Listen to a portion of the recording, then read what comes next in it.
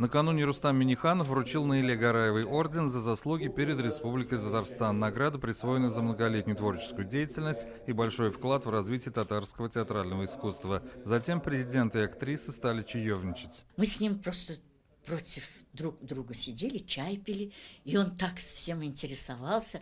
Мне показалось, что он меня уже давно знает. На юбилейный вечер Гараевой приехали представители всех республиканских театров, ученики, зрители и актеры разных поколений. Но, как говорят в театре, здесь разговаривают на одном языке представители 20 и 21 столетий. Это второй дом. Второй дом создается каждым членом театра. И в том числе, если сказать о сегодняшнем дне, о дне юбилея Наили Гараевой, это касается ее. Она одна. И за отца, и за мать взрастила сына, за что мы ей благодарны.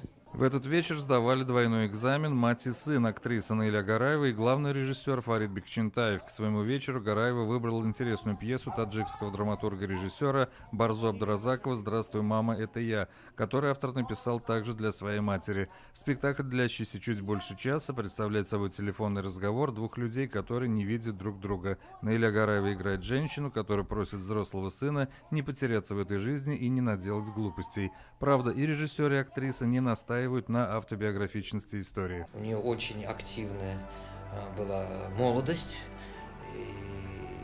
и поэтому вот этот запас ей хватает и на сегодня. Но с молодыми, с детьми, да, она хорошо работает. А вот с новым поколением, во всяком случае со мной, к моим требованиям, мы с ней все время находимся в неком конфликте.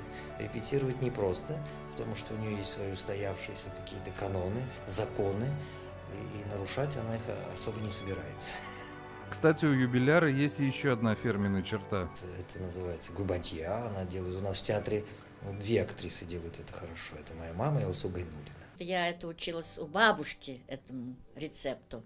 Бабушка меня это готовила, и потом мои родные, они вот такие из того поколения, из, я бы даже сказала, дворянского такого.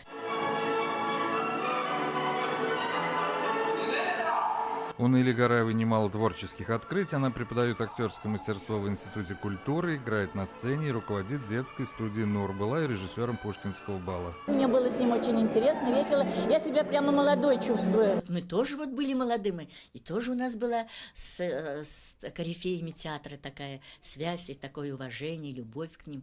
Мы сейчас их не забываем. Мы в молитвах их все время вспоминаем. И их дух живет в театре. Дмитрий Пивоваров, Максим Зуйков, Эфир 24. Зажги поэтическую звезду на телеканале «Эфир».